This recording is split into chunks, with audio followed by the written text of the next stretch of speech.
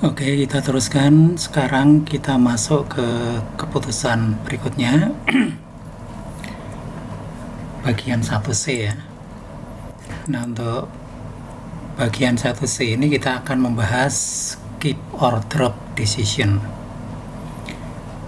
Pada dasarnya jenis keputusan ini pernah kita pelajari di topik tentang analisis CPP. Tapi tentu saja di sini kita akan membahas secara lebih detail ya, karena ini konteksnya adalah decision making. Sekali lagi, keep or drop decision adalah keputusan untuk mempertahankan pembuatan sebuah produk atau menghentikan pembuatan dan penjualan sebuah produk. Nah, kondisi ini terjadi karena memang berdasarkan informasi produk tersebut tidak menguntungkan atau bahkan merugikan perusahaan. Ya. Nah, untuk membuat keputusan ini, perusahaan harus melakukan analisis terlebih dahulu dengan membandingkan laba dalam kondisi keep seperti apa, lalu laba dalam kondisi drop seperti apa, dan tentu saja yang kita pilih adalah laba yang paling besar. Nah, sekarang coba kita lihat data berikut ini. Nah, data ini memang saya ringkas dalam ribuan rupiah supaya ringkas. Kalau kita misalkan perusahaan membuat 3 produk A, B, dan C. Nah, ini merupakan laporan laba rugi segmentasi, yaitu laporan laba rugi yang dirinci per jenis produk.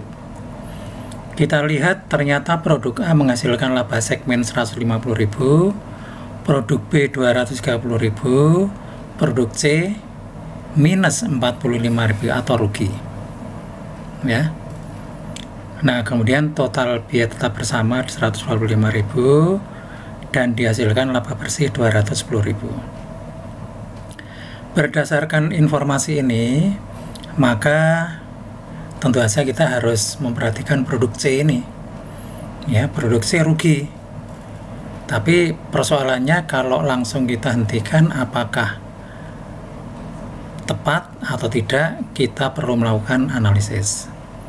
Sebelum ke analisis, ada informasi tambahan bahwa ternyata produk C ini merupakan produk yang sifatnya melengkapi. Jadi ada hubungannya dengan produk A dan produk B. Oleh karena itu, jika produk C nanti dihentikan, maka penjualan produk A akan turun 10% dan produk B turun 8%. Nah, sekali lagi yang dimaksud dengan penjualan turun itu adalah unit yang dijual itu turun. Kalau unit yang dijual turun, maka pendapatan penjualan turun, ya, revenue turun, total biaya variabel juga turun secara proporsional. Oke, kita lihat ya data di slide nomor 3 tadi. Produk C rugi 45.000 ya. Lalu kita akan menghentikan atau tetap melanjutkan produk C. Nah, sekarang kita lihat dulu dari seluruh biaya ada 2 biaya yang tidak relevan, yaitu depresiasi karena tidak memenuhi syarat future cost dan biaya bersama atau biaya tetap bersama karena tidak memenuhi syarat berbeda.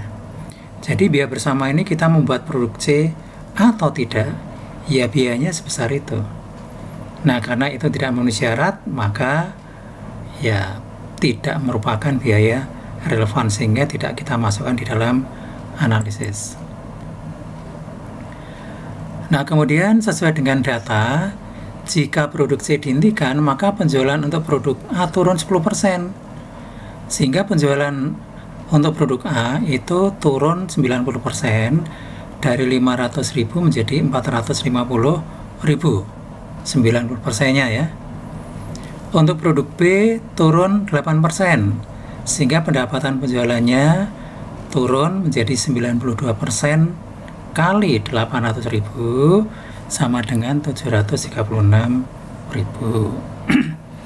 Nah, tadi sudah saya jelaskan bahwa yang dimaksud dengan penjualan turun itu adalah unit yang terjual.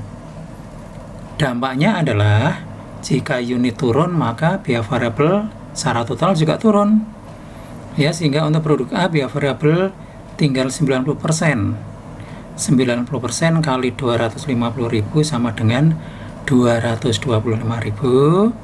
Dan untuk produk B biaya variabel juga turun, ya, turun 8% tinggal 92%, ya. Ini angkanya 928 itu yang benar 92%. Kali 480.000 sama dengan 441.000. Oke. Sehingga hasilnya 441.600. Dengan demikian, jika produk C dihentikan, maka total penjualan produk A dan C, ya,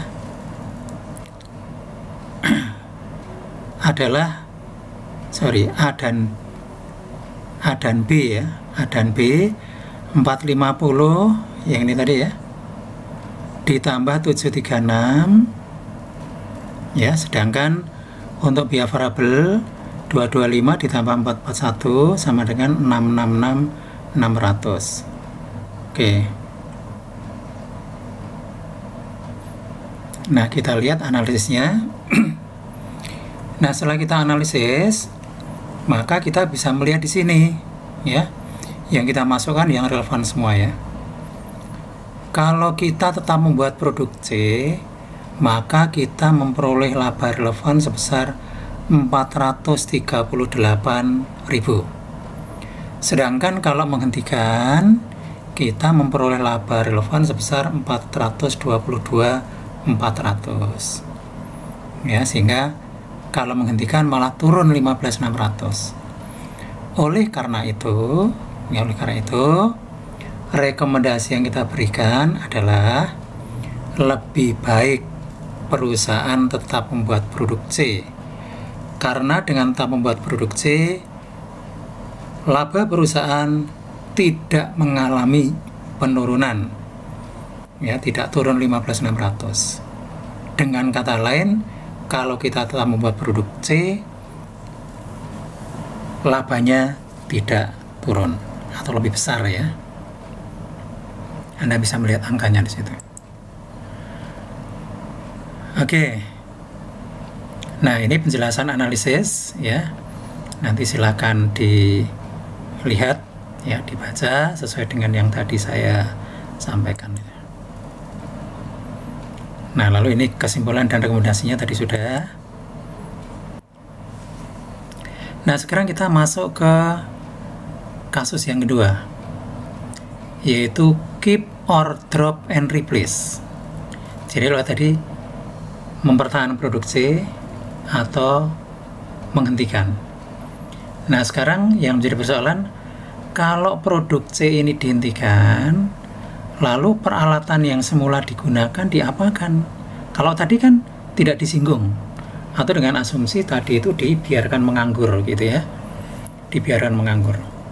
Nah, kali ini alat yang semula digunakan untuk membuat produk C itu dimanfaatkan untuk membuat produk baru.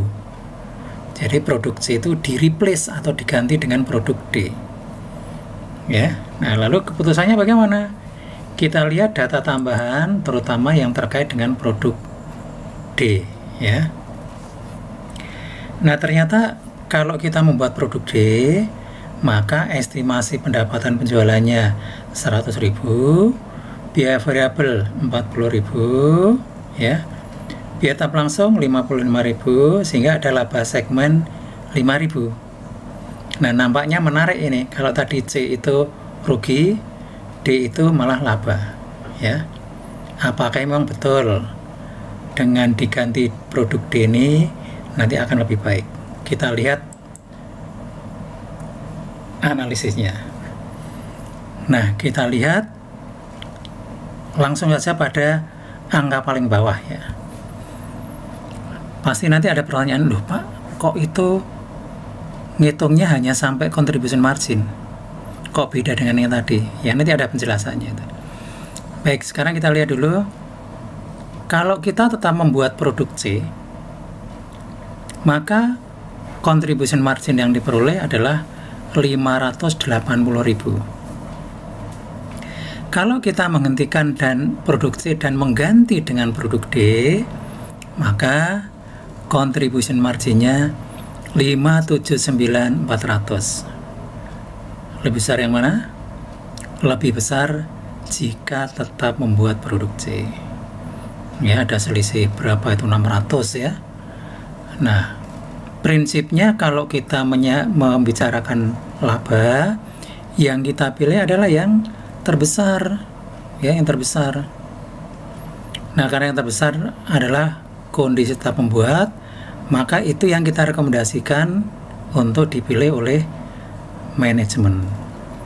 Nah, jadi rekomendasinya lebih baik perusahaan tetap membuat produk C, karena dengan tetap membuat produk C, laba perusahaan atau contribution margin perusahaan tidak mengalami penurunan sebesar 600.000 ya. Baik, sekarang kita lihat penjelasannya ya. Penjelasannya yang pertama ya,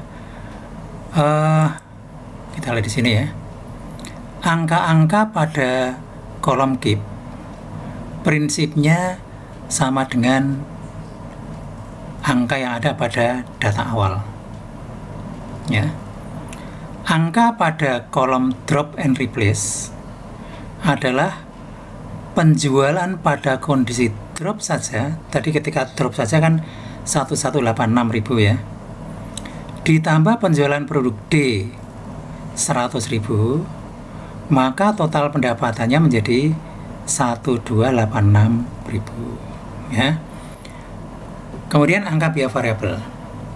Tadi kalau drop saja biaya variabelnya 600,